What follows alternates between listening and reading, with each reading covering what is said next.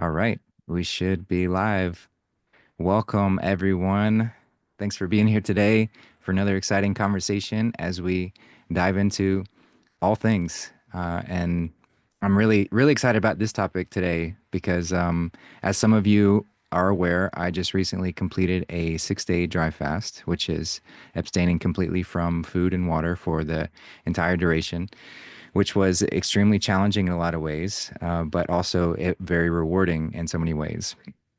And I'm really excited to jump into this conversation because one of my main inspirations for going this long in what might seem like a very crazy venture is this man sitting right here, fasting with Trevor. So, Trevor, I'm really excited to jump into this conversation today and just really appreciate you being here. So, with Yeah. that, yeah, I would just like to give a big welcome. And if you could share a little bit about yourself and kind of how you got into this seemingly crazy practice of dry fasting.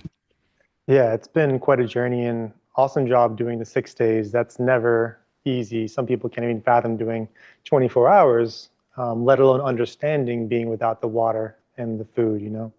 Um, but yeah, that's kind of where everyone eventually kind of comes into terms with like some kind of sickness that's not, they can't shake. And they've had it for a few months, then a year. Like, why am I lazy? Why am I kind of have chronic fatigue syndrome? So I kind of got inundated with a few different infections. One was like a fungal infection in my blood. I would get eczema and I would have, brain fog, and I had like a jaw infection. I had fatty liver, all these things I just got inundated with. So my immune system just got shot. And I was just kind of like living my life, enjoying it. Trader in Chicago, making a good bit of money and traveling the world. Life couldn't get better. And so little did I know I was gonna be kind of hit in the face with a whole bunch of health issues. And obviously health is greater than wealth. So I just started researching. How do I rectify these things? Because antibiotics and medicine weren't working. And so eventually I found that what's the most hardcore thing I can do? It's fasting. It's the most systemic. It's addressing every single thing from head to toe, not just topically. And eventually, I was able to gradually lower the viral loads that I was targeting because I've always conceptualized these illnesses with parasites, and I still do think everything is parasites. And when I have clients, it's pretty much a matter of me convincing them, here's the riddle. You haven't figured it out yet, and this is how the parasite is working, and now let's address it. Um, so eventually, I just kept kind of just going down that rabbit hole and thinking of like, what's possible? Am I going to die? Is this kind of like a little too crazy? Have I lost my mind? And eventually, I read enough literature to know that people in Russia were doing it out there, at least 5, 6 days. And I was like, I feel good on day 5, day 6, even though they tell you you die at 3 days. You definitely know by this point, that's just the transition into ketosis. So it is a transition. It's just not the transition to death. And so I was like, how much can my body handle? And I realized that this makes a lot of sense. It's actually downsizing like a corporation, getting rid of the employees that are not doing work or parasitic, just leeching off of a salary, but not, doing any work. Those are the parasites. So then my body was like, we need to downsize. And so I downsized enough to, get my body back and repossess my body from what I once knew. And just to kind of wrap it up, I feel like some people come into the world, they just never know what a normal, natural, pure body is like. They came into it with parasites and they're like, that's just who I am. I didn't. So I knew that that wasn't normal. So therefore, I'm going to seek that again because I want to seek purity essentially. And there is a point to do, there is a point when you achieve it, but a lot of people never achieve it with fasting because they never go to the point where it's re-achieving the default setting, version 1.0. They just kind of exacerbate the parasites and just mess up all the, these hiding spots, parasites in remission, and then all of a sudden they have to reorganize homeostasis, and then they're like, fasting sucks, but it's really that they just didn't go far enough. They just ruffled up the feathers. Right. Yeah, that's fascinating. And it would be a good point to just insert the standard disclaimer that nothing we're talking about is intended to be medical advice. uh, This is all just based on our personal experience and what we've researched and gone through. So please don't try this at home without consulting with a medical practitioner or whatever. yeah, Just to get that out of the way. But do want to say that, yeah, I find that analogy very fascinating. And one thing that I've, I really enjoy visualizing is this analogy of a dirty pool. So like our body is mostly water. We've got dirt, toxins, parasites, accumulation, all of these different spaces. So a lot of the cleansing protocols out there are all about flushing the toxins away, which can be helpful. You know, going on a long water fast, drinking water rich, eating water rich foods can be helpful in flushing those kind of things. But what is so much more effective in cleaning a dirty pool than draining it completely and then filling it back up with clean water? Of course, you can add water into a dirty pool and it's going to slowly sift away, but why not drain it completely? And that's what really attracted me about dry fasting, because it is a very extreme practice, and it doesn't come without risk, you know, and I want to make sure that that's extremely clear. It's not something that somebody can just dive into. And a lot of the misconceptions around the particular number of days that you can survive without water and all of that are based in reality to some degree, because if somebody's coming from a toxic environment and their body's loaded with this crap, if they go too much too fast, it can be quite dangerous. And so I do want to make that point very clear, that I'm not advocating for anyone to jump into this very quickly. And that's why I wanted to hear from you, and I'd be curious. So what was kind of your timeline on getting into fasting? Like your experiences, how did you kind of incrementally step into that practice once you kind of discovered that was the path that you wanted to go? Um, since I didn't find a remedy with pharmaceutical medication, they had nothing for me. It was all a matter of me like seeking different homeopathic remedies and experiencing different levels of hope. And when I saw that my symptoms were being cured, for lack of a better word, with a shorter fast, I was like, oh, this is giving me, increasing levels of hope that this is the thing, that's going to work. And I was like, I couldn't think of a more hardcore thing to do. So I was obviously doing like the water fasting and thinking that that was kind of like, I couldn't even imagine dry fasting, never even heard of it.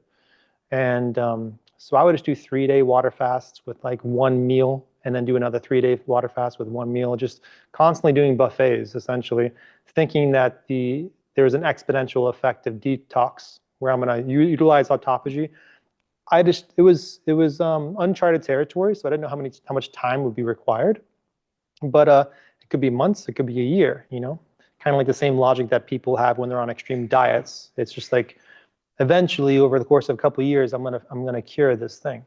And then eventually, I realized that there were some crazy Russians doing this kind of thing, and I I kind of heard, it's always kind of like these stories I'd hear through the grapevine. Like this one woman cured Hashimoto's with like 2 consecutive 8 day dry fasts, with 1 hour in between.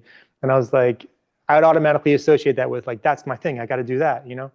And that was like the longest amount of time that I heard of someone doing. And so I did that. I just did like, actually I did like 6.5 days and I did 9 days. And I experienced something that I haven't experienced before, because I was doing every single thing under the sun with detox, like ozone therapy, antibiotics, like hardcore diets, the oregano oil, every single, like drinking hydrogen peroxide, like crazy things. Um, and then I was experiencing such deep levels of detox when I did that. It was like exponential autophagy from pairing those two fasts, that I was like, oh my gosh, I'm actually rashing out in the areas that I've been targeting for all these years.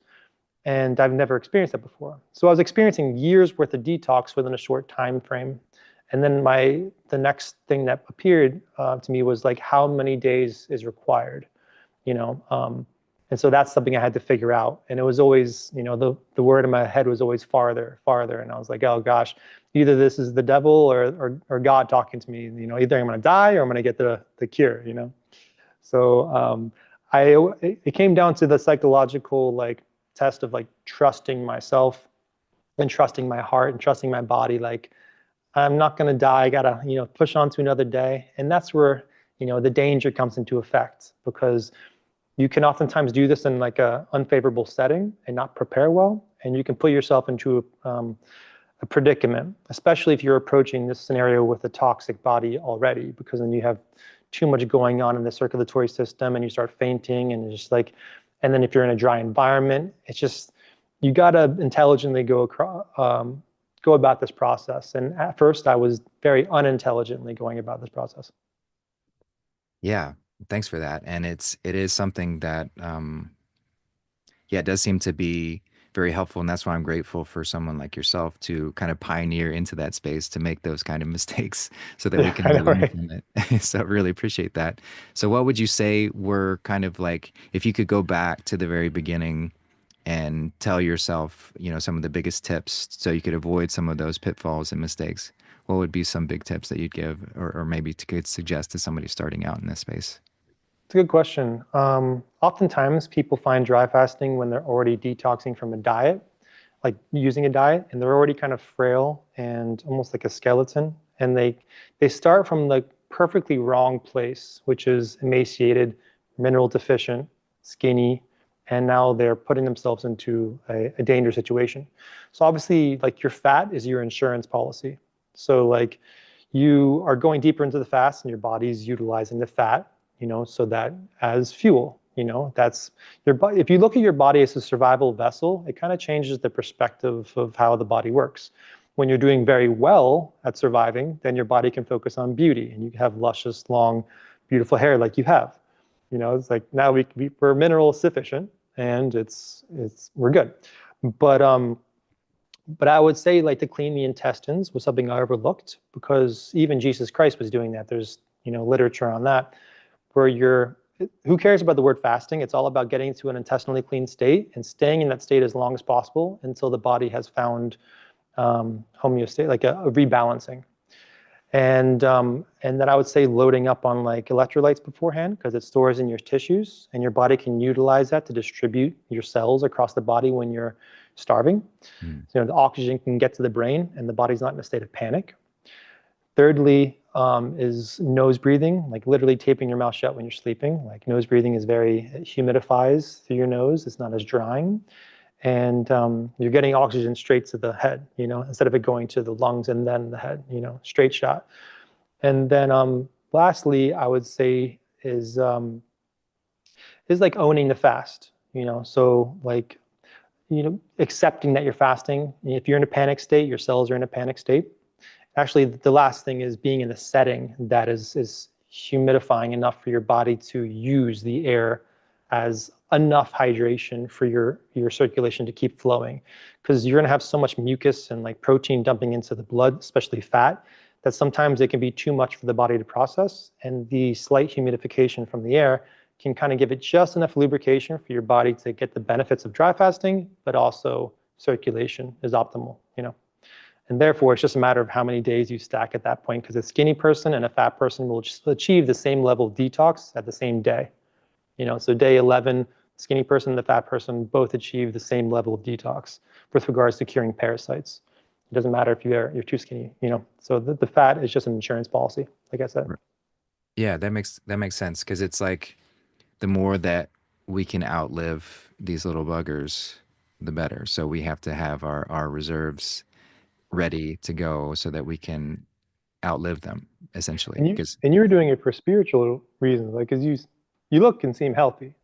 thanks. Yeah. Yeah. No, it was mostly for spiritual reasons. I mean, I like having a yearly extended fast just to kind of do a good reset anyway. And during this time of year is my favorite time to do it because it's right at the seasonal shift and it represents kind of like, and we'll talk more about this, but that how I titled the show, the Solve Coagula, the dissolve and reform, death and rebirth, because we're coming out of winter, which signifies the death in our cyclical yearly cycle, and then we come into spring, which is new life. So if we can match that as above, so below, it's all connected. So if we can sort of match these natural rhythms of creation, then it helps to enhance that as well, so that I can start my true new year, even though we call New Year's in January. It's, in my opinion, really this time of year. So we start this new year in a fresh way.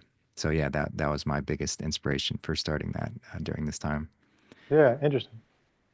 Yeah, yeah, and I know you just recently did you made it to 18 days this time around. Is it something where you do you have a particular time? I mean, I know a big factors are weather, temperature, climate and all of that kind of stuff. So do you usually find that this time of year is most advantageous to doing something like that, or does it sort of shift? I think so. Oftentimes people ask two questions. One is like, what do you do on your fast? And secondly, it's how do I go to sleep? Because their cortisol's pumping and they're just like, they just can't sleep and they will break the fast because of that. I find it's very easy to sleep and it's very good for your nervous system to have cool temperatures where Mm. you can kind of, the air feels more hydrating and it just calms the body down because your body's trying to assist in the detox by heating up and having hyperthermia.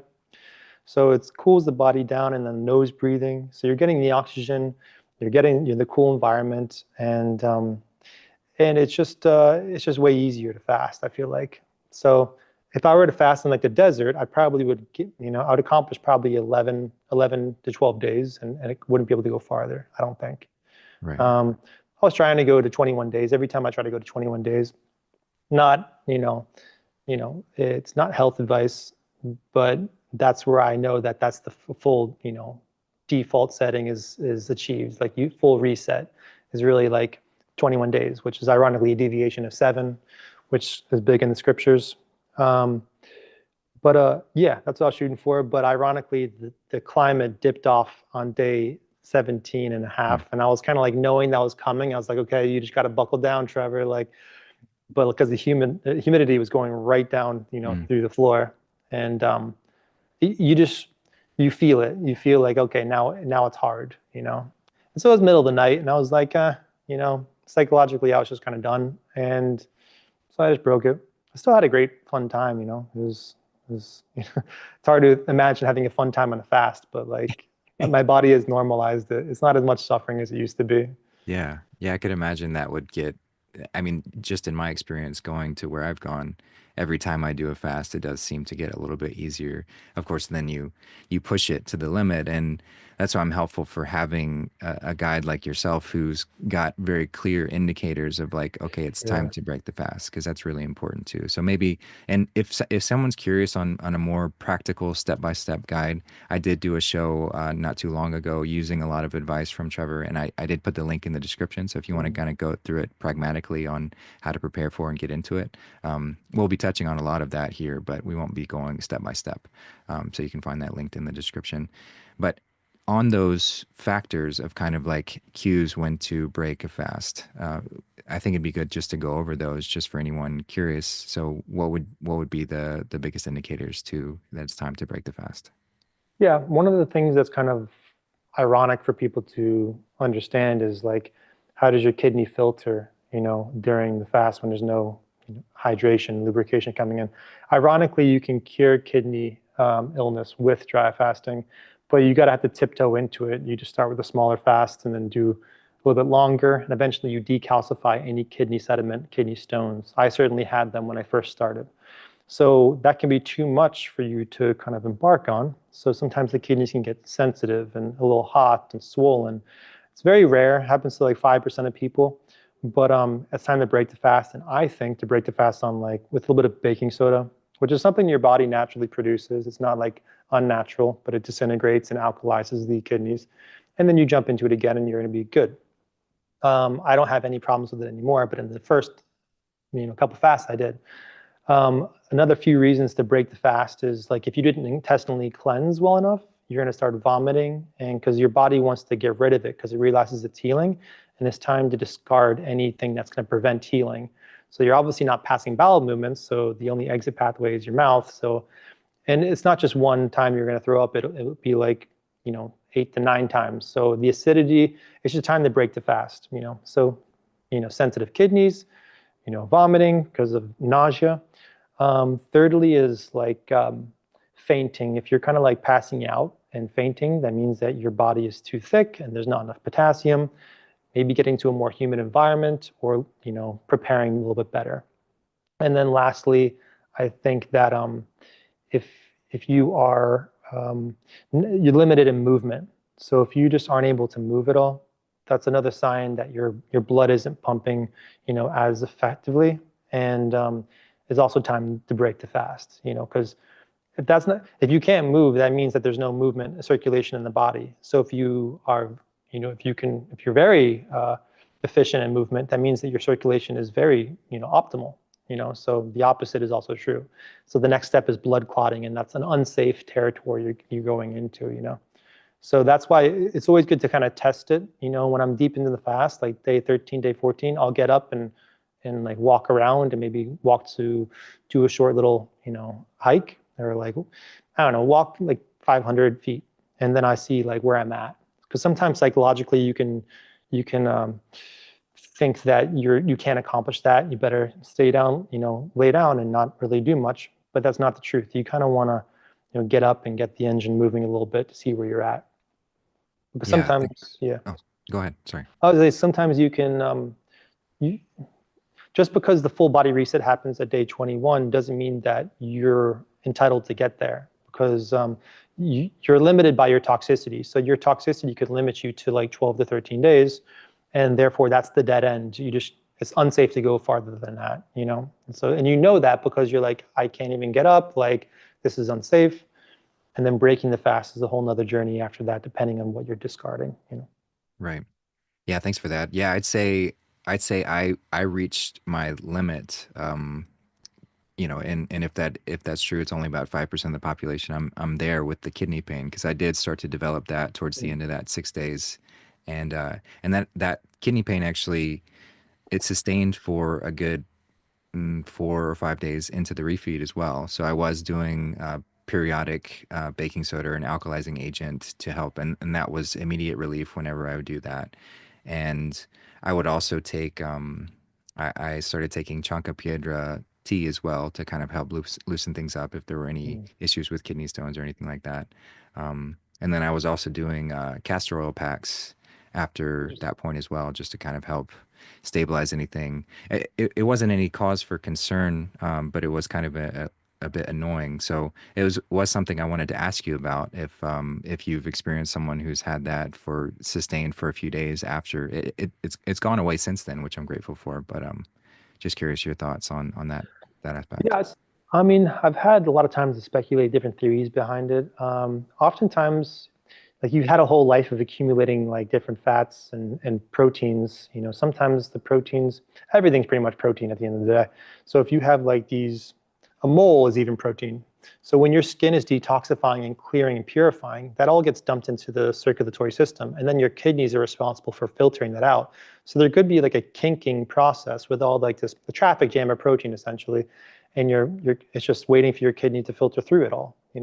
So when you haven't done that before, it's just kind of filtering through new proteins. It's just overwhelmed.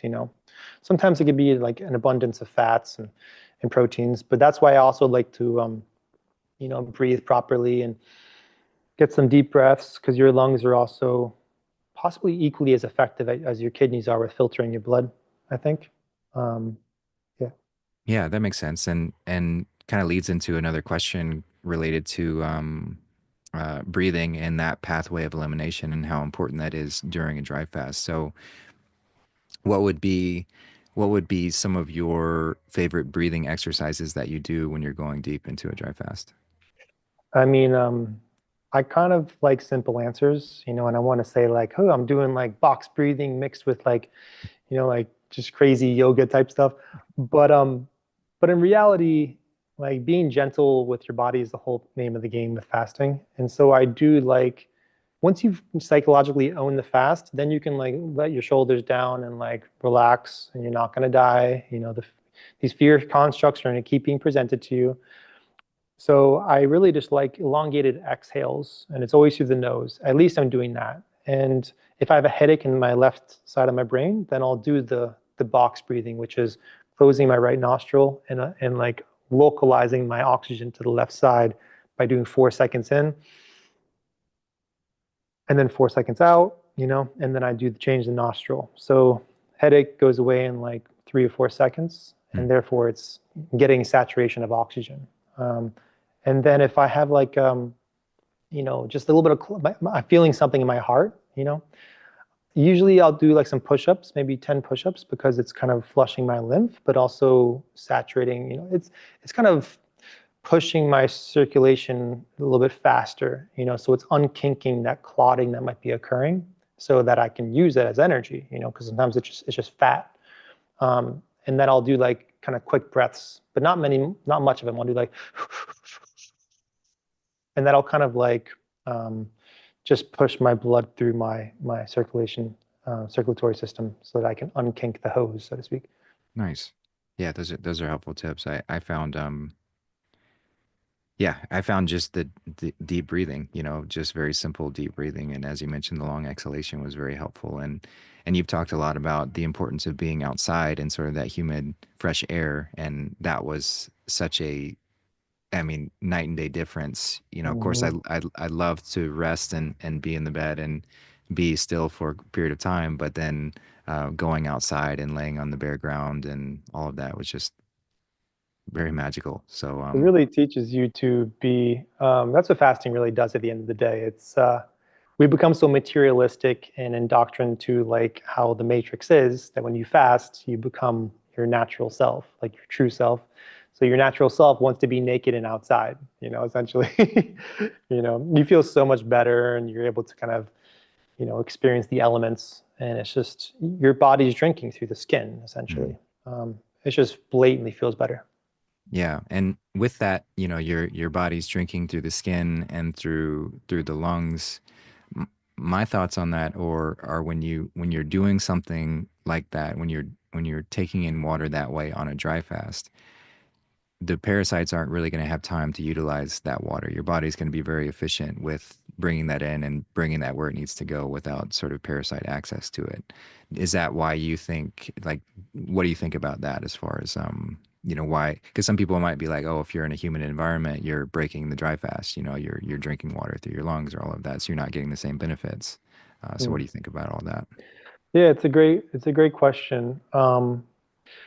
There's, it's a very complicated topic that I don't think has really ever been addressed in any scientific articles, because no one's actually doing this crazy thing. But in my opinion, like there's something different that happens when it's digested liquids versus fluid that you're breathing in through the lungs. But it still keeps the autophagy and the dry fasting intact. So it takes 2.5 ounces of water for your digestion to be activated. And once that's happening, it gets dispersed systemically, and then therefore the parasites. One of the parasites can be lubricated enough to evade the immune system, essentially. So that's why water fasting takes 3 to 4 times as much time to heal the same thing, is because you're just kind of creating a worse environment to chase down the pathogens when they've already been. Most pathogens exist in liquid form. Well, they rob you of your liquids, and then they're evading your immune system by keeping that lubrication. The lubrication gets dried out with the dry fast. And so just like I like to use this analogy as your snot, which everyone kind of blows their nose every now and then. Sometimes it can be very solid. Sometimes it can be very, lubricated where it's very flimsy. That's the same thing that happens within the body and your lymphatic system. So the dry fasting mechanism is going to dry out that mucus so that it turns into a solid protein. And then your body can actually use that mucus as energy, when a water fast is not ever allowing that. So it's a hard question to answer, but I think that it's as long as you're not like taking showers and submerging yourself into the ocean, because you're still killing the parasites, but you're kind of keeping it alive for another 24 hours every time you do that. It's just too much. If you want to heal something, don't let water kind of touch it, essentially, because you're kind of drying it out. Essentially, that's kind of what happens. Right. Yeah, and in my experience, it might be tempting to swish water in your mouth to kind of relieve that dry feeling, but that actually makes the thirst much worse when you do things like that because it like triggers your body that, oh, we have access to water now, go seek it, like get it. But so I don't suggest doing that either. Yeah, cool. And then as far as uh, you know, naysayers to dry fasting, people who claim that you're going to be putting yourself at much risk, you're damaging your kidneys, and all the things that people say to where they're like, "Don't dry fast. This isn't something." What would you say in your experience to that, just in general? If you have any thoughts, if not, no worries. I'm at this point, I'm so certain that dry fasting is the way. If someone can introduce something better to me, I will take it and I will say that that is the better option. But I'd say that you're you detox as deep as you understand how to, is what I like to say. You detox as deep as you understand how to. So that means that if you only understand fasting up to day 2 or day 3, that's, it's dangerous after that point. That's what you're going to accomplish. But if you understand how the body is working and exactly the processes that are occurring during the fast, you're like, oh, my body's heating up because I do have that parasitic infection behind the neck, or like my ears are stinging. I'm having my tinnitus is coming up and my ears are red. Like, sure enough, there's a parasitic infection. But some people will break their fast because of these obstacles. Certainly, doctors will tell you to not do it, or they don't like when anybody feels pain or suffering because that's kind of a detox symptom. I don't want you experiencing pain. Here's a pill. With the fasting, give me the pain, give me the suffering, because that means that I'm like, construction is underway. Um, and so for me, I mean, dry fasting requires patience, but I don't have enough time to wait 70 to 80 days to rectify something in a water fast. It's just too much time. My family's worried about me. I got to work. Like, what am I doing out in the middle of nowhere? Just having is like dry fasting is like, you know, 15 days or 21 days. Sometimes it only requires 11 days, but 11-day dry fast would equate to like 40 days on water. So with the naysayers, they're usually people who haven't partook in dry fasting and they're kind of dogmatic in one way. I'm somebody who's done water fasting and dry fasting. So like I'm coming from a standpoint of experience that, if someone has done both, then I'll be like, okay, I understand your opinion. Like, what do you have to offer? But oftentimes it's someone who also hasn't dry fasted long enough or still is, dealing with issues, or they have somebody that sold them a product, or that, for instance, like water fasting retreats. Here, come to my facility, pay me $8,000. I'm going to supervise you while you do a 21-day water fast. I promise you, you'll get cured. Oh, you didn't get cured. Come back again. You need to do it twice. Give me another 8 grand. And I'm someone explaining to them like 21 days is nothing. You're not going to get a pink tongue at all. You just gave them like free money back to back to back, all because they convinced you that dry fasting is dangerous and not to be had. But if you think about, not to digress, but like if you think about like the beginning of time, the beginning of human existence on Earth, it's pretty hardcore. There's some rusty, like hardcore things that humans are doing. They're not always finding food. Dry fasting is pretty normal back then. But since we're in an age where fast food is so prevalent and there's always food is ubiquitous. But like back then, it's pretty much commonplace. Fasting is very normalized. But it's just so far-fetched now. We just lost grasp of true healing. And it's obviously the most simple version of it, which is do nothing and heal. Yeah, I mean, it can't get more simple than that, and just a testament to how wonderful God's creation is that we have everything that we need and that we don't have to go anywhere, don't have to pay anybody. Um, it really is magical in that sense. But as you mentioned, the mental factors play a big role in it. So we are so powerful that if we believe we are limited, if we believe we are powerless, then we become that. So it's stepping into that realization, Yeah. stepping into knowing that I am okay. I will be okay if I take this next step. I can take this leap of faith. But it wouldn't be a leap of faith if we were absolutely certain. So there's a sense of danger or risk involved within it, which makes it all exciting. I I think you bring up such thought-provoking statements sometimes. I always want to like expand upon it. One thing that I've been thinking about recently is I always think about Jesus, 40-day fast and stuff like that. But I do think that, they talk about the virgin birth, and I kind of theorize that Mary was a very pure being. And obviously, Jesus was capable of doing many great things. But that's what it looks like when a pure baby comes into the world.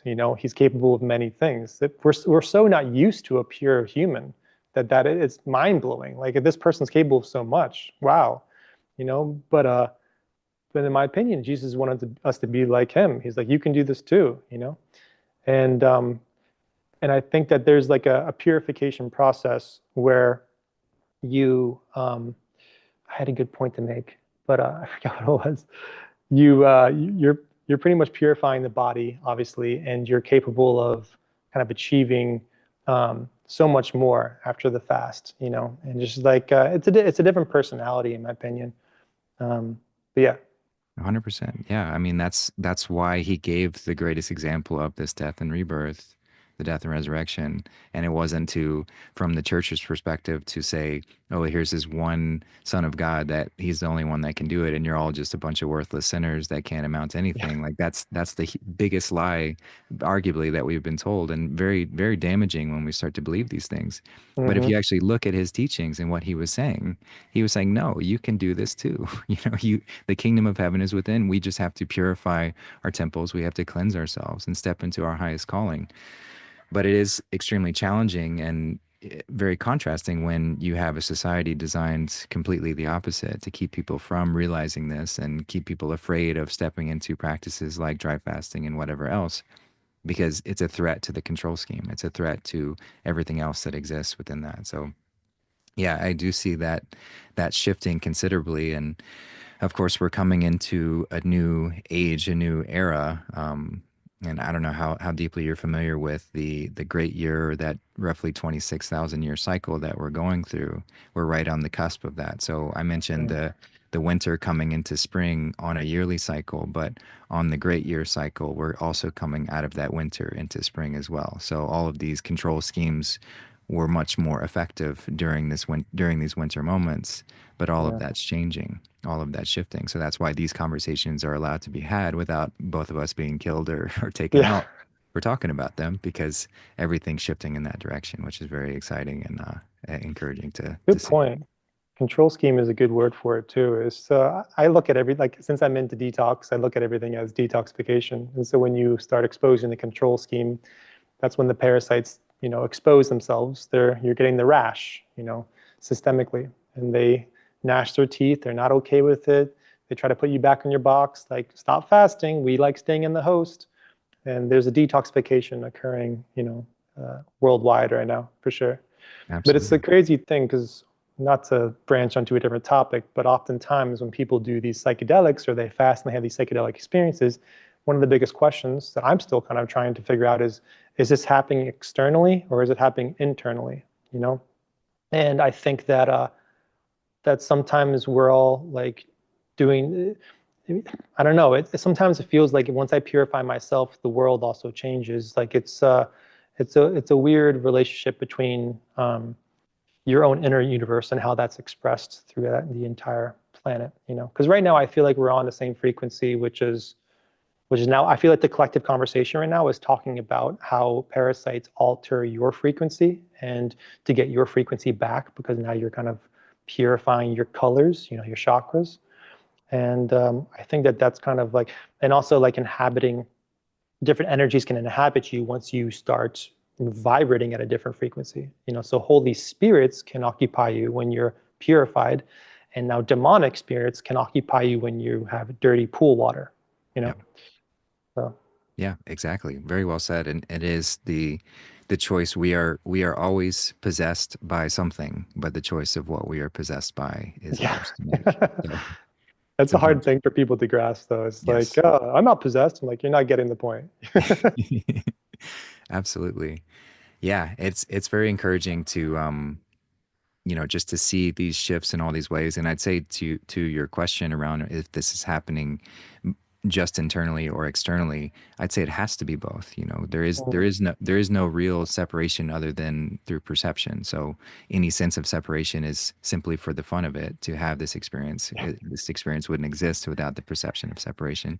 But in reality, everything is connected. So there's no accidents, there's no coincidences, there's nothing that doesn't have a ripple effect in that regard. So mm. by you pioneering out there and saying, "Hey, I want to try dry fasting for 21 days," even though I don't know anybody else who's done that, is sending that sort of courageous ripple effect out into the ether so that others can tap into that and pick up on that as well, and we can have conversations like this.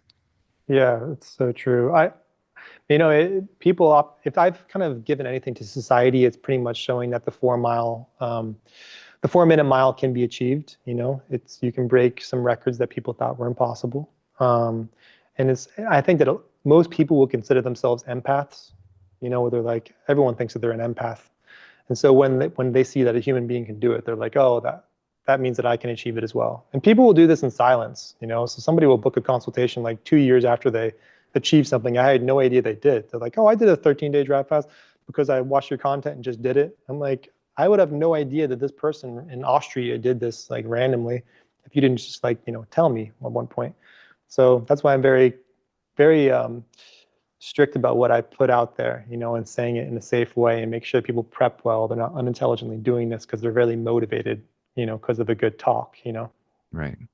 Yeah, and that's that is the risk in getting the message out in any which way is knowing your audience and who you're speaking to. And that's why in a lot of these sort of secret societies and things, they would have pragmatic ways that you had to prove your worth in order to receive certain information because it can be quite dangerous. And again, that's why I'm not suggesting that anybody go out there and try a 21-day dry fast right off the bat. You have to work your way up to it. You have to earn your rank in order to be able to extend to those Hmm. levels. And it takes a That's lot of work and dedication. Go ahead. that's what I'll say earlier is actually that's where I think it can be an internal thing. So I was mentioning the whole Jesus like theory earlier, and then I was mentioning how you can it's a faith. That's the capital F in faith. I realized that's my version because I always thought I was spiritual until I did like a 12-day dry fast, and then I become very pure and I became one with like the elements, and I'm walking slowly and breathing, and a whole different experience with the physicality, connecting mind and body, and the spirit was kind of being connected, mind, body, and spirit. And then I realized that once you dissolve the fear constructs that are coming in, telling you that you're going to die, this is crazy, you've lost your mind. People say you can't do this, break the fast. I realized that that's the capital F. When I think that all religions are kind of deviations of what once was truth, and then it got disseminated into control schemes. But it's really just telling people how to kind of regain their body back so that they can achieve capital T truth within themselves because God exists within all of us. They don't want you to know that you're that powerful. So the capital F faith is telling you like you can go another day on the fast. Trust, have faith in your body, because that's how you re-achieve the Holy Spirit. Yeah, beautifully said. It is that very much so, very much agreed. Sounds Yeah, right, yeah. yeah, Yeah. yeah. So curious, if maybe you could walk us through the 21-day dry fast, and maybe it changes, maybe it's varied each. I'm sure it has in subtle ways, but sort of the big markers that you see as you go through an extended dry fast in that way. And of course, you can talk of physical things, but I would love to hear sort of spiritual revelations and things that you sort of started to see or realize as you were going deeper into those.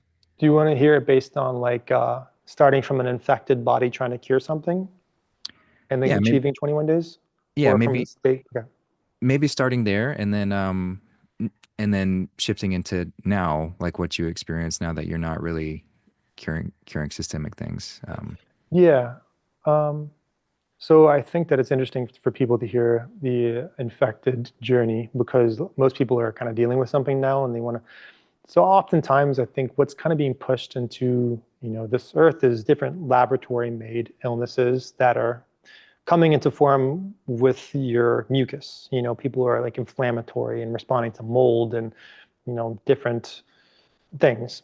So if that is happening, that means that they're going to start feeling that inflammation kind of flowing through the body. So the first day, normal. Everyone can do like one day, you know. Hour 16, you kind of get into autophagy.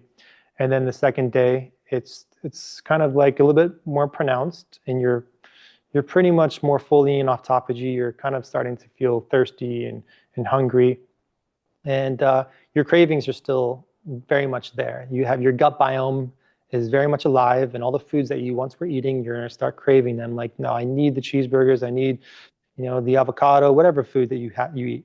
Um, so your mind will actually think about the foods that the bacteria is dying off from. Like, so if you have bacteria that's dying off, that's the food that's persuading you to eat it. So your second brain is your stomach for a reason.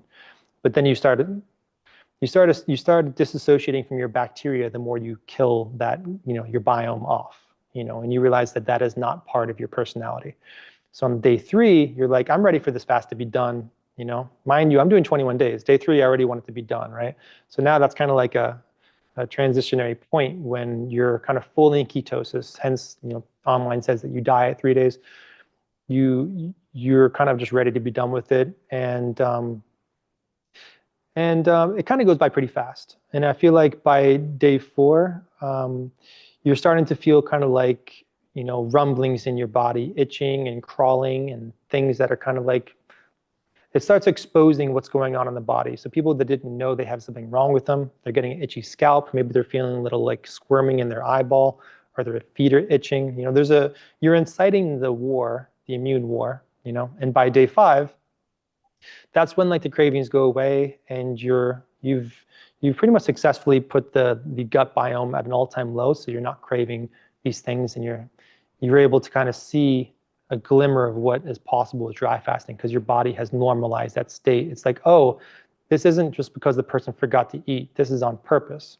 And if you're kind of if you're aligning that with you accepting the fast, now your body's calm, and your body is acknowledging that this is on purpose, right? So it's like, okay, we're going to assist this process, and so you start acclimating to this environment,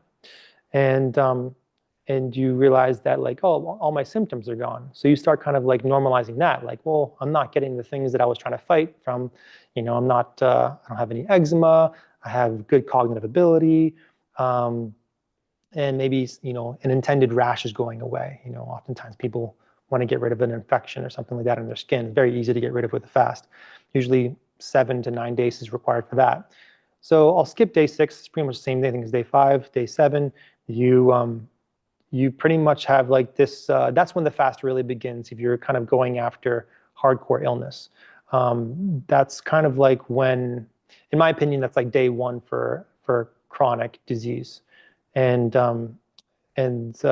you're exacerbating the underlying conditions. Parasites aren't getting fed, and then psychologically, you're kind of thinking, why? Who told me to do this? Why have I got this information? Like, this isn't normal for me to dry fast. Like, was I fooled? Did Trevor really dry fast? Like, maybe I should stop. And is that you, or are you being told lies by different frequencies inside you that are like, please break the fast. We want to keep existing within the host.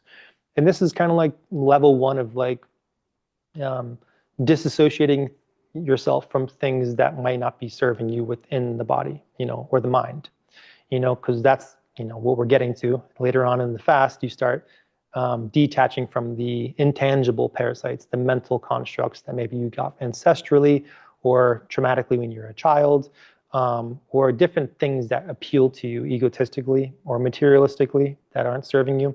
People achieve this when they take max doses of like mushrooms or some kind of like psychedelic. So by day 7, day 8, you can get like a really white tongue. Your tongue is really start showing splotches of like different healing that's going on systemically. So if the liver's being cured, or like the lungs, the left and right side of your tongue is becoming red, and the candida is kind of like constantly a white thrush that you want to like, you want to scrape off essentially with a copper tongue scraper. And then sometimes you can have very like your hair becomes really greasy, because oftentimes that's essentially where, that's essentially like liquefied dandruff. So the mucus comes with the head, flakes off kind of like boogers do, and you get them on your shoulders, and like, I got dandruff. That's just mucus. It's the pathogens running to the top of your head, running away from your immune system and solidifying and flaking off. That on a fast, that turns into greasy hair, which eventually your hair turns clean on a fast, because it's fully regenerated. There's no more mucus. Same thing with the bottom of your feet. Like when people get pedicures, you kind of shave off some of the calcifications, because that's just essentially the same thing as dandruff. So the top and bottom of the body, the immune system chases it. So when you get to day 11, that's when like the spiritual implications come into play, and you are pretty much seeing the benefits of like the anti-inflammatory states, where your brain has no inflammation, no mucus surrounding it. You have access to it. Your pineal gland is decalcified. And this state will only be available to you if you are calm and collected and accepting. Because if you're in a panic state, the spirit is not going to allow itself to enjoy the benefits of it. So just know that you're not gonna die as long as you have enough fat on you. But And so eventually on day 12 and day 13, that's when like the biggest demonic influences. So ironically, that's when so things like HSV, like herpes and like HIV, that's when it's reached the apex. That's when it's completely exacerbated. It's really pissed off, kind of like the control schemes in the world. Like they just want to stay in the body. Like, how the hell did you figure out about dry fasting? This is not cool. Like, and it's at the pinnacle of like, fight.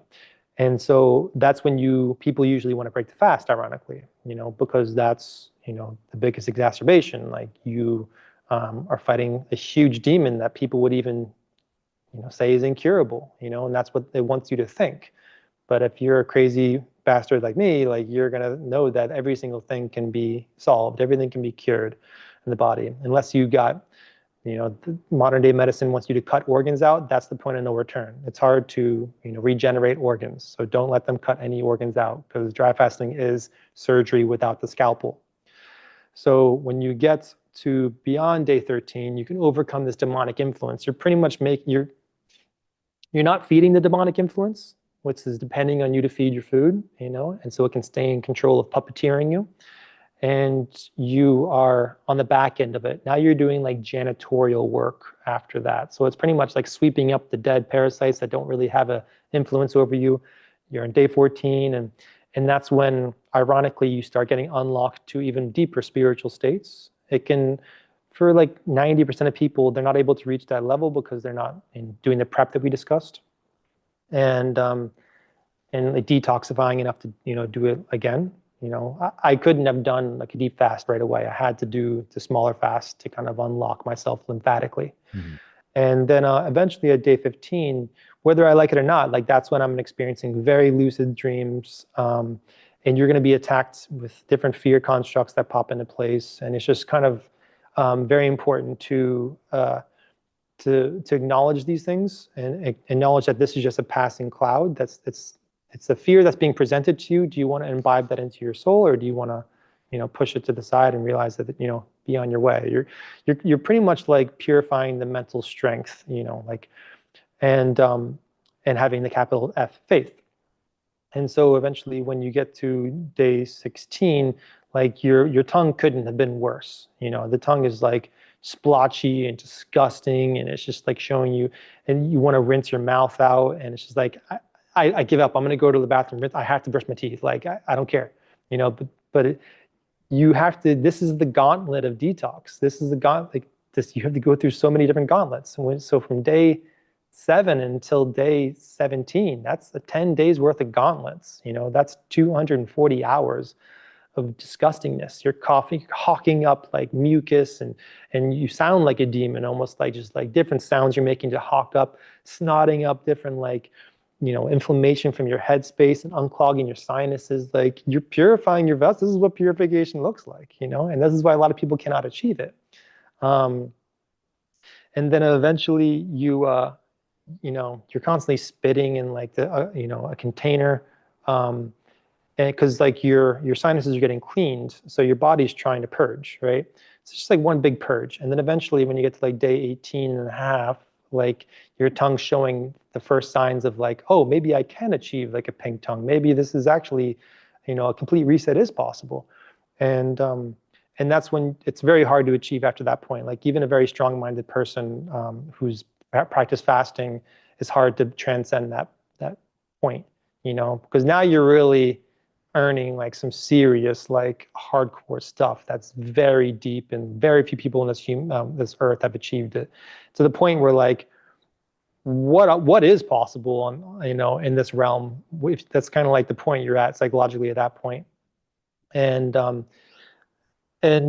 so that's when you're purifying your inner universe, and that's not to go on a tangent, but that's exactly why I think that the control schemes are so after each one of our individual vessels, is Mm-hmm. because they realize that we are baby universes that is going to turn into a whole different, a whole different realm, and they better kill that off and poison it and make sure it's a dark realm that serves them. Because if you purify it, that's going to be an incredible, beautiful universe that's going to be very life-giving and just nothing but like love and positive frequencies. But if you inoculate darkness and parasites, at least we have a fighting chance, you know. Go beyond day 18, now you're officially like a star seed. You're planting a purified universe, in my opinion. And so that's when you start getting attacked by, you know, the actual devil. So now you've reached the end boss of the video game, you know. And ironically, I've had a couple clients go that far, and they've, without me even telling them, they would hear like an evil cackle. You know, Mm, I heard this very intelligent evil cackle based on, because it can hear you, and it can even hear your thoughts. And Jesus was tempted in the desert on deep on his fast, ironically. So there's no coincidence there. And because you have so many guardian angels, and like there's different levels of entities that are like observing you, and you feel this now because paranoia is presented to you the opposite mm, of you being looked after in a positive way. mhm, And so now you really feel like the whole universe is focused on you. Like if your life is a movie, this is a very entertaining movie to watch, and they're all on board watching this right now. Like this person figured out the main problem, you know, dependency on food, and consciously abstaining from that to purify themselves, the ultimate act of self-love. Let's tune into this film. And so you're kind of you're being observed by entities and dimensions without time, you know. So they have all the time in the world to listen to you and laugh at you and cackle at you once you fail and trip and make mistakes, and um, but they can do nothing about it. Like you figured the game out, this is the golden egg, and all you have to do is just persevere and stay confident and calm, and keeping things simple. Breathe through the nose, have some outside air, let time pass, because you can get very befuddled with time, because 1 minute can feel like it lasts 10 hours. And then eventually like you forget that you're even fasting. Sometimes you can wake up and think that you broke the fast. There's a lot of trickeries that happen there. You know, these energies are trying anything they can do to prevent the full purity, you know, purification process. And it's something that's very hard to reach, you know. And eventually it comes down to time. Like if you it, and that's what I think that sometimes God is, not to digress, but like I think that God possibly can be defined as time itself, you know. So you're detoxing time to the point where it's slowing down as you go deeper in the fast, at the same time that you're purifying yourself. So you're becoming as godlike as you can, you know, by trusting this whole process. And you're becoming one with the creator once the full, you let time pass. You're mhm, detoxing time because there's no way around it. A rich person and the poor person still have to pay the price of time, mhm. you know? And so it's, one day is one day. And so not even Bill Gates can escape death. He's got to pay the 21-day dry fast if he wants to not be killed by the blood clotting that's going to eventually ensue for even the richest of people. Yeah.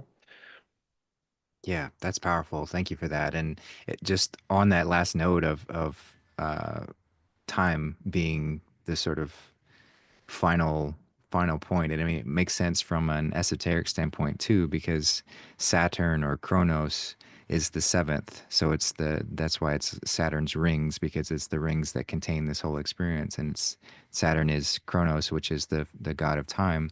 So Cool. time is sort of the god of this whole seemingly separated experience. But then going beyond that, recognizing that we are truly timeless. Of course, as we're playing this experience, then we are time bound. But truly, that's not me. This is merely just my avatar here playing in this experience, getting to have that. So you're unlocking those layers and those levels. And I love the video game analogy too, because even those sort of, we could call them demonic entities or parasites or whatever, they serve a higher purpose in that they're, as you mentioned, gauntlets to prove worth, because with great power comes great responsibility. So as we step into greater levels of power, as you mentioned, like unlocking this universe that we've got contained within this aspect of consciousness, there's a ton of power that comes with that. And so if we have not earned that power, then we risk using that in ways that are damaging to self and others, which there is no other, it's just self. So it's there as that sort of pragmatic way of proving who's ready to step into that next space, who's ready to step into that higher form.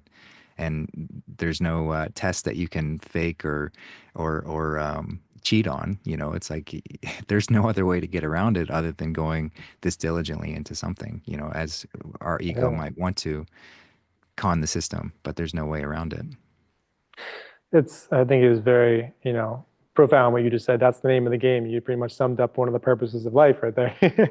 um, I think that's probably what like observers are thinking when they see a miracle occur. They're like, why not me? Why I should be able to achieve this? Do I just like, cast a spell or hocus pocus? Like, how come this person can just touch somebody and heal them?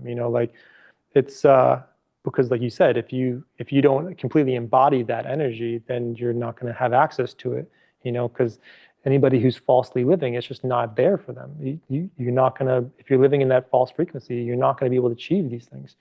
um, and some I've descended, I've definitely like I've descended from like forms that I feel like were optimal and like I was very proud of and like, very like balanced and at peace and like walking with certainty and confidence. But I've also kind of gone back to that. You get like in this weird loop where you're like chasing the past, but also like where was I the best, Um, and then I realized that it's take a deep breath, just chill out, stop being impatient, and that's why I like to kind of do these fasts annually because I'm able to like remind myself, oh, that's where it is. It's my true self is just me, breathing, being calm, taking things slow. Because if my higher self has communicated anything to me, it's really just like chill out, walk slowly, talk slowly, be present, because oftentimes it's really hard to, even when you're eating, it's hard to be present to every single little bite you take Hmm. because you want to put the phone up and watch something or listen to something. But if you really are completely conscious about every single present moment, like every single morsel of food, which is easy to do after a fast because it's all you're thinking about, it's a whole universe, every single bite, even the smallest bites, you can really take your time with it. Yeah, I love that. And your comments around the descending and then ascending and this sort of process going back and forth within that. I mean, that is the bodhisattva, which is the one who chooses to stay behind to share the message. So there's a purpose in that as well, and that of course we can individually go into this elevation practice, but at some point we lose our ability to communicate and reach others. If we go too far, we lose our ability to connect in that kind of way. So I Mm. see, since we're all collectively connected, to having those who are like yourself willing to reach out and touch the unknown and go off into these spaces that haven't been reached before, at least not in modern history. Of course, that's all been distorted quite significantly as well. Yeah.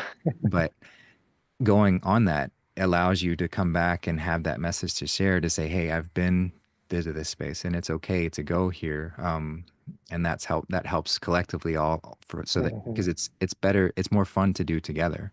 So that's Hmm. sort of recognition that, yeah, I could do this individually, but why not share that? And why don't we all do it together in that way and have that collective experience? So yeah, thank you for your service in that. Yeah, yeah, vice versa. I mean, Yeah. it's I always say when people say that, I'm always like, I am you, like you're doing this as well. Like it's I sometimes I see somebody who's like very infected and like Uh-oh.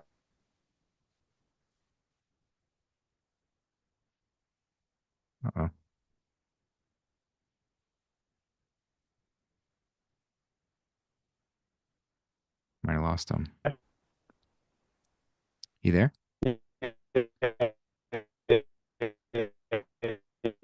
You're breaking up quite a bit, Trevor. I don't know if you can hear me. um, but yeah, yeah, All right. It yeah, I seems can hear you perfectly. Are you okay. can you hear me okay? Yeah, it seems like you're back. Your video's not coming through, but I think we can hear you okay. So if you want to start back with what you were starting with just a second ago. Oh, Yeah. now you're Oh, yeah, now my power shut off. Yeah, that's what it was. okay, gotcha. Now your camera's sideways. Um, okay. There you go. Is that better? Yeah, that's perfect. All right, let me twist my camera then. Yeah, that's weird.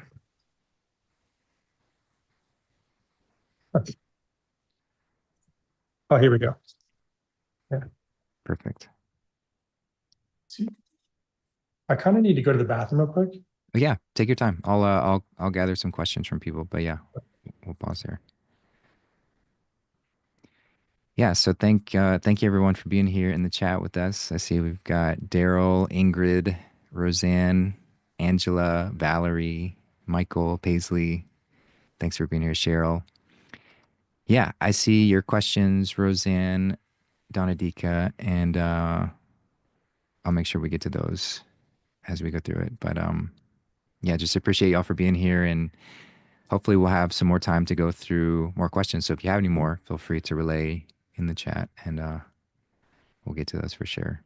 But it's really encouraging hearing from someone who's gone on a venture like this, and not just once but many times, to hear just like that expansive test, and that expansive journey that we can go through exploring avenues like this. And of course, I think this sort of awareness can be achieved through other means, but I don't think anything is more effective or simpler than just simply abstaining from all that we're told we need to have consistently on a regular basis. Yeah, agreed. Roseanne is very inspiring. And, just want to continue to put the disclaimer out there. I'm not recommending anybody jump right into something long. Is something that has to be done low and slow and take your time with it. But it is very encouraging to hear from somebody like that. Three disclaimers is always better than one, Yeah. Yeah, exactly. Yeah. So, I don't know if you remember what you said before you lost your power. If you wanted to touch on that, if not, we can move on if it's lost. Yeah, it's lost. Yeah, definitely lost. Yeah. Okay. So Roseanne was asking, do you feel like you could live indefinitely by continually doing long dry fasts? Um, Definitely is a funny, that was the first thing my ego wanted to tell me is like, "Ooh, you're breatharian, you're so cool. Like you can live as long as you want." But I do think that information is lost. Like I do really believe that people live beyond 1,000 years. I truly believe that, and just like I have these theories about dry fasting was able to achieve them, and crazy thoughts to people initially. But I do think that we've been genetically modified a little bit so that the ability to live that long is a little bit harder. But if you look at like Lyme disease, for instance, it leaves a bullseye target. And then if people who successfully achieve to cure it actually rewind time and achieve the bullseye target when they cure it completely, oftentimes with fasting. Okay. So the same concept happens with fasting in that you're kind of rewiring genetically, you know, your physiology, where you're able to rewind time. But in my opinion, it takes multiple generations. Otherwise, we wouldn't have been born with certain dental, structures that right away. I have to be responsible for the previous decisions of these my ancestors that didn't know these things. But so it's going to be like a community, generational thing where this information is passed on. I can live to 130. Now my son can do 150 and his son can do 180. Just the same way we descended in longevity, we can also ascend back to 1,000 years. And I do believe that we're going to achieve that fairly quickly. Yeah, I agree 100%. I think there's a yeah, I think there's a lot of rewiring that we have to do, but it's not jumping into anything new. We're simply just remembering our true capabilities and who we truly are. So yeah, I agree with that. And yeah, it is encouraging to as I always say, I'm going to aim for the high score. So however long I can get to, I'll go for it. But I'm also not attached to any number or idea. As might as well we just keep going as far as we can, do the best we can, and every layer of that we get to is going to be helpful for this collective experience that we're having. Yeah, you want to do it well. You want to be agile and like sharp. Yeah, Not, exactly. not a bad looking 130. It's a good looking 130. Yeah, exactly. Exactly. Yeah. Roseanne also asked, how can you prepare and bulk up for a dry fast? She says, I'm not super skinny, but definitely does, not fat. Um, I'd imagine you wouldn't want to be eating heavy prior, if that makes sense. So what do you suggest? And most everyone listening is going to be we follow like a whole food plant-based kind of way of being. So I think most people listening are going to be tuning into that frequency. So what would you suggest as far as like ways to bulk up prior to a fast? Um, so I am along the line, the thought process of definitely bulking up before the longer fasts. Um, so I do just the idea of like eating more. There's ancient grains. I'm not sure if you're opposed to that. You know, and I think it's just pretty much eating more fats and just eating more and getting yourself up to like, at least 21 BMI. And therefore, you'd be able to kind of like more safely go about it. Like I've done so many mistakes and done so many fasts that I know that getting serious about intestinal cleansing should only occur like, 48 hours before the fast when you got to start eating very light and things that aren't going to stick around in your digestional tract too long. Um, and so therefore, it's just, obviously do the laxatives and then doing the six enemas the morning of the fast. Even a salt flush is beneficial to some people. It's a little bit hardcore for me, so I don't really do that. But yeah, it's just doing 3 meals a day where adding like a lot of avocados and lentils and stuff like that. Coconut yogurts, splurge and like have some coconut butter, things that are dense in calories.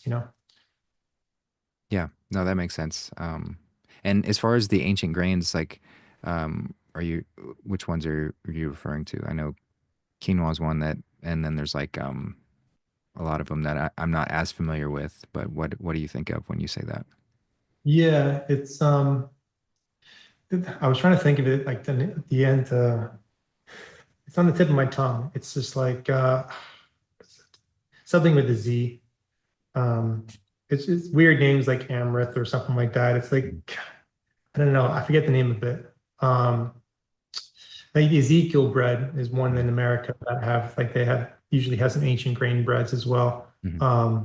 But it's mostly in line of what the body can comprehend and digest. Like um, we understand this kind of grain, instead of like a more modern day genetically modified grain that's not really processed that well.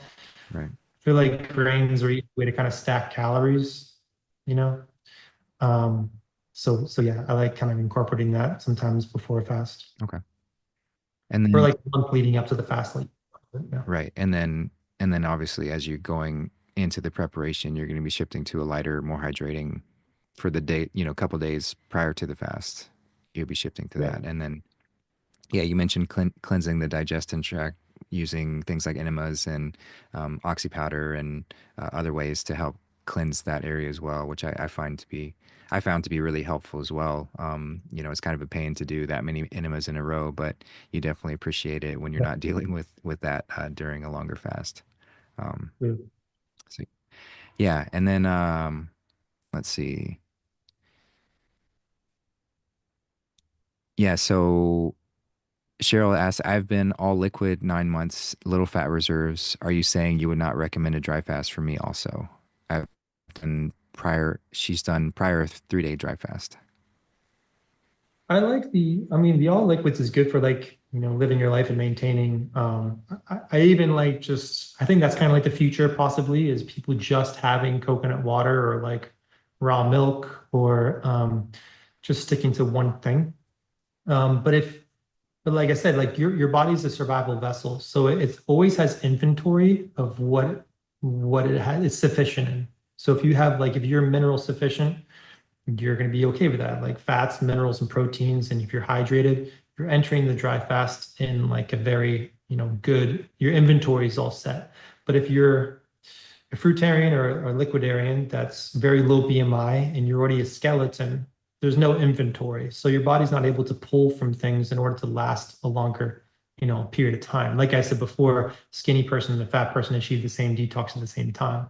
So oftentimes in my retreats that these fruitarians usually have the hardest time, getting to day 5. And it's just a lot harder because there's not much fat, so their body's already tipping into muscle tissue, you know. You want to be muscle preserving and being able to have, the insurance policy of the fat going into the fast. And this is a serious thing, the dry fasting. And the Yeah. people that come into the fatal consequences are the ones that kind of approach this, from doing 121 days of liquid or fruit and then going into a fast. They get so obsessed with the dry fast because they see the benefits of it that they just, never rehydrate. There's a time and a place. This is like, to use a negative term for dry fasting, you're wasting away, you're downsizing, but you don't want to be wasting away leading into the wasting away, you know. You want to stack the cards in your favor and then get the amount of days that you need to get done to cure the Crohn's disease or whatever you're after, and then go right back to rebuilding. Because a lot of it, just to wrap up, is understanding, what does my body actually want when I'm not fasting? And your body will tell you that while you're fasting, you know. And so you do that. You get, mineral sufficient after the fast. You get healthy fats for your brain, which is 80% fats. You want to have the proteins that build composition on the body. I demonized protein when I was fruitarian. So I now I see it as like, oh, it blatantly is building muscle and and composition to the body. Yeah, just I've certainly shifted a little bit in that direction as well of just seeing, the denser, more protein-rich sources can be helpful for providing those building blocks. So it just depends on what you're going for. I would say that, liquid cleanses and things like they can be very helpful for addressing lots within the body. But as Trevor's saying, not necessarily pairing that with a dry fast. You want to be kind of committed to one or the other within the periods. Of course, throughout a year, my body can shift considerably as far as how much I weigh and what I'm doing. And so as long as I'm intentional about what am I trying to achieve in this moment, and where am I going, then I'm not trying to pile everything on all at once. And I'm focused on one avenue at a time. Yeah. The people who fail are the ones that rush into it, they like, give me the remedy. And the people who succeed are gently, preparing for it over the course of months, always in the subconscious, like I'm gonna fast in November, like I'm Right. gonna build up into it. And yeah, everything is gentle. Breaking the fast is gentle, fasting is gentle. And like seems like forced behavior is never successful, Right. when you're desperate for something, it just moves farther away from you. Yeah, well, even those spiritual moments that you have towards, the later teens within a dry fast, like as you mentioned, you have to be in a state of allowance in order to receive those divine frequencies. And there's no accident that the number 19 it's often esoterically linked with surrender because it's the 1 and the 9, so it represents that completion between the full cycle, and you have to surrender in order to fully step into that. So it's perfect that's a marker where you really have to surrender to that, where the fears are trying to pull you out of it and everything's trying to steer you away from that. So yeah, of course, everything fits in that way. It's crazy how like one word can give your whole physiology like peace, So if surrender is your thing, then that'll work like deep in the fast. Mine was like acceptance. It Mm, meant multiple different things. Acceptance of whatever may come, acceptance of the detox, acceptance of, and that gave me a lot of peace going, deeper. right. Yeah, that state of non-attachment, which is the Buddhist principle, but also, as you mentioned, all of these ascended masters were teaching the same thing. The messages get distorted and mistranslated and taken in all sorts of different directions, but it's all coming back to that simplicity that we have everything that we need. We're created perfectly in that way. We just have to get out of our own way a lot of times. We have to recognize that we're the only ones standing between us and that. Yeah. Yeah, Donadika asked, how many times have you been able to achieve over 20 days in a dry fast? Not many times. I kind of lost count, honestly. I've done a lot of fasts to 15 days. But with regards to like 20 days, I've done 3 fasts, 20 days and beyond. And I've done a whole bunch from, 17 and plus. So I've done about 10 fasts that are longer than 17. But like, the last level of that game, the end boss is like day 18. That's the hard part, to get over that hump. And so yeah. Yeah. Awesome. Yeah. And Paisley was asking, what are your thoughts on Orin therapy? Do you ever incorporate that practice, Shivambu? I know you've talked about it before. Just curious where your relationship with is with that now. I think that if your community is plant-based, then that's the perfect people to do foreign therapy, Yeah. and obviously uh, a toxic person will have toxic, liquids for somebody else to drink, but a purified person will have healing, waters. I even will go as far as to say that that wine that Jesus drank at the before his death was actually orin, it was fasted pea, which was healing waters, Mm. my flesh and blood. That's what urine is. So there's a lot of arguments for it, and people who don't understand it is just like it's a hard concept, just like dry fasting is. Um, but there's calories in urine. And so I'm along the line of thought that, any food doesn't heal. It'll get you really clean intestinally and your tissues will feel very detox and pure, but that'll be just enough for pathogens and parasites to feed on. Even though the uric acid in the urine is dissolving the biofilm, the calories in the urine will keep it alive. And so with the liquid, just like the water fasting. Mm. So I love it, especially if you're doing like one meal a day or like maybe just like one day you're in fast in your week and you can kind of like reset, it's great. Yeah. Rubbing it on the skin. Yeah. Hmm. Yeah, definitely has. I've seen so many benefits that way, but that's interesting as far as the so essentially you think urine would interrupt ketosis and autophagy, you think? I think it'll keep very high autophagy and ketosis. It's just a matter of, and you'll detox very deeply. But if, Mm. if you're looking for a cure, I mean, that's gonna be harder to come by. I Yeah. think that if people have found a cure, they have to just wait a couple weeks. Maybe they just lower the viral load very low, and it'll just parasites can recolonize, and then it's now you're back to square one again. And so, for a person that said they were cured, just wait a couple weeks and then give us the information. Did he really?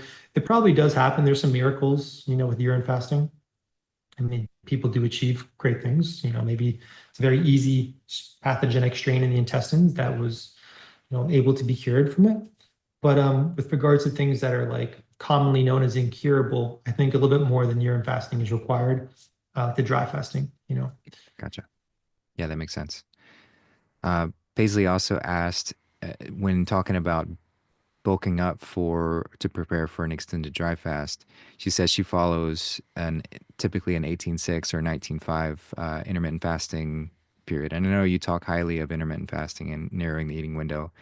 So she's asking, how would someone go into preparing for a dry fast with such a narrow eating window? Should she expand that for that period of time, or keep the narrow eating window and just be cramming it in during that time? Depends on how long of a fast she's kind of looking to do. Mhm. But transitioning the thought process to being like, okay, you're getting the benefits of fasting from intermittent fasting. Now you're kind of like putting that on steroids with like the dry fasting for a longer period of time.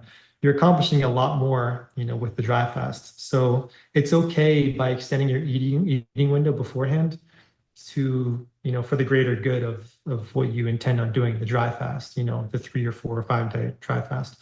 Because your metabolism is kind of like a rubber band. It's very flexible. So it's kind of altered by your activity, but also your gut biome. So the healthier your gut biome, the more lean you're going to be. It's easy to get abs. Your bacteria is also eating, your food, not just you. So on the way through the intestinal gauntlet, you get all this bacteria taking pieces off your food that are digesting. But if you don't have any bacteria, that's things when things are sedentary and you're producing nitrogen and carbon dioxide and things get gaseous, and things get stagnant. So two things can do that: having no bacteria and having too much mucus in the intestines will make things traffic jam, and then you get acid reflux and constipation. Mm. Yeah, that makes sense. Yeah, and on the topic of intermittent fasting, I, do you suggest with an intermittent fast to dry fast during that fasting window, or is it ideal to continue drinking water when you're not going deeper into a dry fast? I think I think that's the next step after urine, therapy. When people find that, they start to realize that they don't need to drink any water at all. It's the next step, because like on a plant-based diet, you're having such hydrating foods that are not cooked. So like everything is pretty much 90% hydration. So you can definitely get away with dry fasting in your intermittent fasting window, because everything you eat is essentially hydrating. It's already structured water in that Hmm. fruit, that food. Um, and it's kind of mind blowing for a lot of people, but to me, it's fairly obvious. It probably is to you as well that you can eat your hydration. But a lot Hmm. of people are baffled by that concept. Um, but yeah, you definitely can. You're gonna dry fasting point blank is just like way more beneficial. It's way more detoxifying than anything else. So you're gonna get more bang for your buck by not having fluids in your fasting window, hopefully you're smart enough to acknowledge, am I showing signs of dehydration? Are my lips chapped? My fingers showing like, dryness? Because then you need to moderate your hydrating window or Yeah. your idea. Yeah, absolutely. Yeah, no, you gotta be honest with yourself and know where you are and not try and be skipping steps or just doing something just because Trevor does it or because I do it or whatever. Yeah, that's a good point there. Cool. Yeah, and Donadika asks, do you have support of your family? Like, do they ever join you on fast, or what do they think about your adventures in this space? Good question. At first, they were trying to call the ambulance, you're coming across information before friends and family have found it, so it's not only triggering for them, because they love you so much, but it's also challenging them to conceptualize things that they can't even believe. How can the body not need food or water for healing? That doesn't make sense to me. It needs water and food, right? Um, so I looked healthy when I was unhealthy, so it was hard for them to grasp. Hmm. And so eventually I had to show them the blood test and show them like the rashes I was getting and like being like, hey, this is working. This is the only thing that's working. They're like, go to a doctor. Like, I'm like, I've been to the best doctors in the world. I literally waited, 6 months for appointments and got the medications. I've done all this stuff before. You're just busy with your own life working and you're not like specifically in tune with my life. So I showed them the results, I showed them the pictures, like the rashes going away and like, and the blood test being clean, and it was pretty much obvious to them that this is working. And then all of a sudden, clients are starting to call me every single day and getting results and showing me like testimonies and like, hey, this is like obviously everyone's healing as well, like. And so now they find themselves if they're fasting, they're doing every single thing I say, So from calling me crazy and like wanting to call the ambulance to like now taking my advice. But also like what you'll find if you do partake in this journey is that everyone is shallow. Everyone's very superficial. So they're going to judge you based on your appearance and looks. The hotter the person on Instagram, the more views and likes they have, right? You're not going to have obese people and emaciated people getting a lot of likes and views. So you got to look good. Your family's the same exact way. So if you're giving them, advice when you look like crap, you're screwed. You got to look good. So make sure if you, by understanding the mind body connection, you're going to look good once you get closer to the truth, you know? Yeah, no, that makes total sense. And yeah, maybe not. Yeah, just be mindful of where you are within the process because there, of course, as we go through this process of breaking down in order to reform, and we go through various cleanses and detox and fast and things. I know that my body and facial structure and everything has looked quite different at various times. So that wouldn't be as much of a time to go out and advocate to those who are unaware that hey, this is the way. But wait until you've kind of shifted back into that rebuilding phase and you've got some more, substance to you, then that makes it a lot easier for that message to get across because it can be Mhm. quite counterproductive, because it can scare people off from doing these things and that might be doing them a disservice later on. So, yeah, that's a good point to consider for sure. Yeah, Roseanne was asking, so over the years, she's had horrific food poisoning, especially while traveling and eating locally. Do you think she has more parasites than most, or do you think this would affect a dry fast? Um, usually it's always like more information is required. So maybe is she dealing with persistent intestinal issues now, or is it just kind of like bad luck of going to Delhi, India, and Vietnam and just kind of having bad water over and over again? Like I don't know which one it is, but in the case of like if it's like a persistent, Crohn's, Candida type issue, then yeah, dry fasting would work. Water fasting would work as well to rectify completely. And I'm not sure if, if her issue is kind of like where she's stuck on a certain diet, because that's what I find people do when they have a lot of parasites. They start obeying what their parasites want, or don't react to. So now you're kind of like a slave within your own body. I can only have blueberries and like some melons, but I'm not gonna have any breads. I can't have breads, can't have chocolate, like, okay, well now who's in charge here? So you can obey the parasites for the rest of your life, or you can do something about it.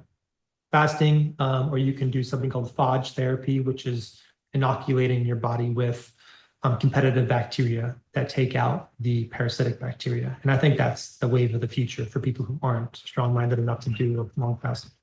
Yeah. It'll stand with that. Yeah, she says there no intestinal issues, just eating bad food and back when she ate meat and gross things, she says. Yeah, so there's a quick fix for that, in my opinion, but it's kind of like a hard thing to do. So anytime I get food poisoning, I'll have like 3 big swigs of just straight up apple cider vinegar, where like it's horrible. You're gonna experience you're inciting a war, because the vinegar and the prebiotics of the apple cider are going to town, and you're gonna feel kind of weird for the first 10 minutes, and like even it's disturbing. And then you wait, 15 minutes and you do it again. Apple cider vinegar is like the quickest way to overcome food poisoning, naturally, in my opinion. Like I had people who were like, "Hey, should I do a fast right now? I got food poisoning." I'm like, "No, like I'm a fasting guy. I always tell you to do fast, but like apple cider vinegar will rectify, and it does." They're like, "Oh Mm. my God, this actually works." Wow, that's a great tip. Thank you for that.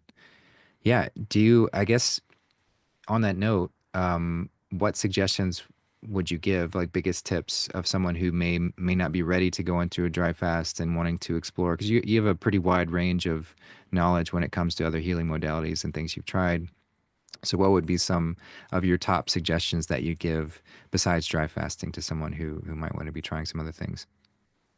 Yeah, I think that everything, so detox is detox. Like everything has to, you know, be accepted by the body. So like everything is a version of it. Even when we eat, it's a version of detox. When we don't eat, it's a version of, so like obviously dry fasting at the deepest level. Um, so I would say to not get lost in the supplementations. Simplicity seems to be the case. Look where I ended up. I had closets full of supplements, and then to throw them all out only to do nothing was the remedy. Like crazy how it ended up like that, right? Um, but it's like, okay, like give my body what it wants. And if you're plant-based, it's kind of a fun journey. Like, oh, I get to do this for the vitamin B, and I get to do this for the minerals, and I get to do this for the, electrolytes. Um, and then like utilizing like fasting as like a tool, like tiptoeing on like a juice fast or then water fast and then eventually the dry fast. And when people do dry fasting, it's hard to go back to water fasting and juice fasting because it's just so potent. um but I'm really obsessed with like what is anti-parasitic and natural. You got nettle leaf tea, you got the apple cider vinegar, but the apple cider vinegar will kill off the good bacteria too. That's why it works with food poisoning, kills the good and the bad. um and then you have things like pine spirits, which will kill off some worms in the liver, and the intestines. Um, and then you have my favorite thing, which is the iodine, which I'm sure you've heard me talk about that before. Yeah. But it's obviously the people who live the longest on the planet are existing in these island environments that are eating a bunch of sea vegetation. Sea vegetation is very rich in iodine. Iodine is very anti-parasitic and it's needed by every cell. Thyroid decalcifies the pineal gland. Scientifically proven to raise your IQ. Why is that? Because it's disseminating, it's dissolving the inflammation in your headspace. So the less inflammation you have, the smarter you get. Hence why you become a genius with dry fasting. You become very spiritually inclined. No inflammation around your brain cavity. You know, iodine achieves the same thing in your normal life. So you need to have the cofactors which are in sea moss, ironically, the thing that's usually paired with it. Sea moss gives you 99% of your minerals you need, all the things that let the iodine do its job. So if you take enough iodine, it can get systemically saturated. You call it iodine saturation. If you take too little of it, it'll kind of be localized in your intestinal area and not really get distributed to your headspace or your tissues. Because at the end of the day, that's what fasting and detox is. It's uncovering hiding spots of pathogens that are not serving the body, uncovering hiding spots of energies that are not serving the body, and disrupting their whole thing, the whole home environment. Iodine achieves that outside of fasting. Awesome. Yeah, it's iodine.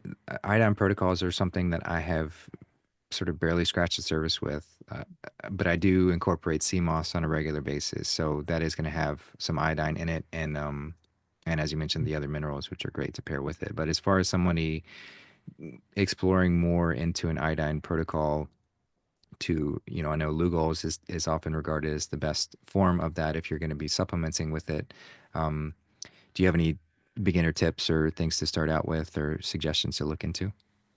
Yeah, two things. One is a Facebook group called Iodine Protocols. Get into that group and you can search different things that interest you, and all the references will come up. And then there's a book called Iodine Crisis, which kind of really catches you up to speed to why it's beneficial, how it's been deprived from us, because if you look at two things, fluoride has been put into the water, it's purposely calcifying the pineal gland, allowing us to have less access to our spiritual nature, because the pineal gland is notoriously known as the pine cone that allows us to transcend and astral project and all these beautiful things. Produces DMT, dimethyltryptamine, which obviously makes you, witness and see God if you do enough of it. Um, and then you have iodine, which is deprived from us, is taking out of the food sources, and the salt, which it was once in. So now you have fluoride that calcifies the pineal gland, and you have iodine, which is the combatant of it, as we've been deprived of, and that'll decalcify the pineal gland, Hmm. allowing us to be anti-inflammatory and decalcified once again. Great. Awesome. Well, that's the end of my questions. Curious, is there anything else you wanted to touch on that you feel like we didn't get into today, or topics to go deeper into? I mean, I could probably sit here and talk to you all day, but I want to make sure we respect your time, and yeah, is there anything else that came up for you? Um, yeah, I could definitely talk to you for a while. Sometimes when you're talking, I'm like, oh man, like, am I experiencing a real person right now? That's actually, are you just just are you a mythical figure that do you exist? I think you're a beautiful person. Instead of now, you have a peaceful energy. Um, yeah, I do have a consultation in like 20 minutes, but I was wondering, like, if there's anything that sticks out in your life that has been beneficial to you, energetically, like maybe physically, like what do you kind of like, what's your go-to routine that you find like, okay, this is definitely working solidly. I'm feeling good, hydrating, hair looks great, I feel vital. Like, what would you say like is a beneficial routine for Well, you? yeah, I mean, getting into Orin therapy has definitely been a huge shift when I started adopting that more regularly. So just having that being at least in small quantities a regular part of my day, it's a great way to start the day.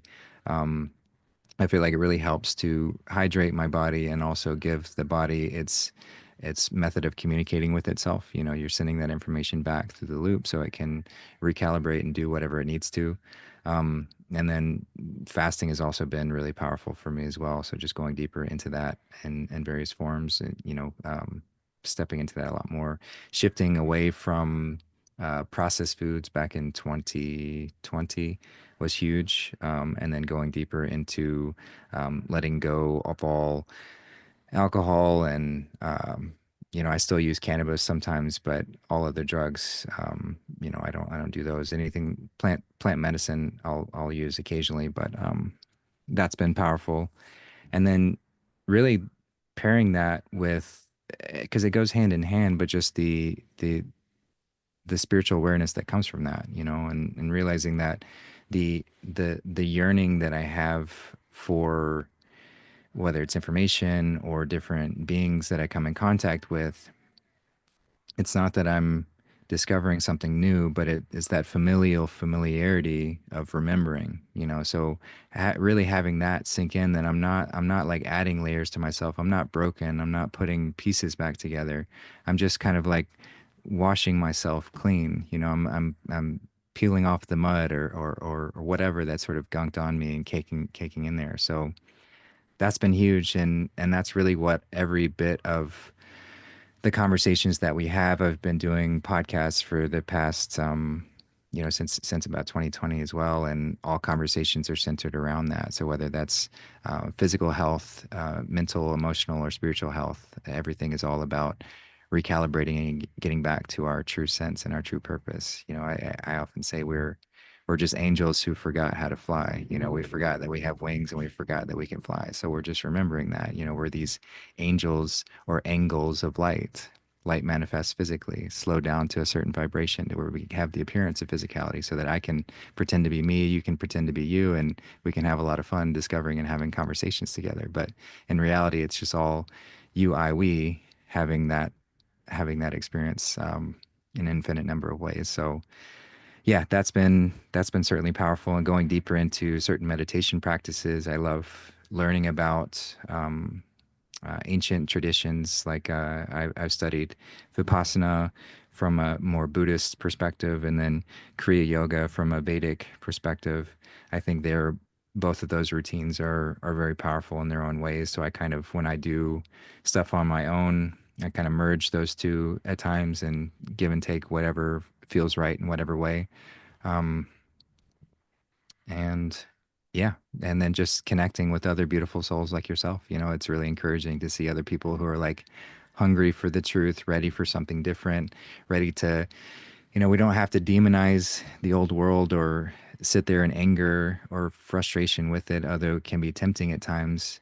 But just to see, okay, this was a chapter of this story, and I'm glad that chapter is coming to an end so that we can step into something brighter and better. And the more ways that we can share that message, the better it becomes. So yeah, that's me in a nutshell. It's bringing back memories to different parts of myself that I miss, that I would like to incorporate back with my life. So it's a positive influence to, and an invitation to kind of incorporate these things back into my life. Because people don't really ever forget energy, because when you're feeling like high vibe and like light, and you don't really need anything else. Like if you're just walking down the street and you're feeling like amazing and like high energy, and you're just doing everything spot on, you're kind of like being hugged by the universe. Like, yes, yes, keep doing this. The meditation and the way you're eating and the fasting, this is all working, the urine therapy, like you just feel freaking good, And Mhm. oftentimes when people are sick, they feel lazy and like lethargic and they just can't move. They don't feel motivated. It's the opposite of feeling good. Yes. Can't put a price on that. Yes.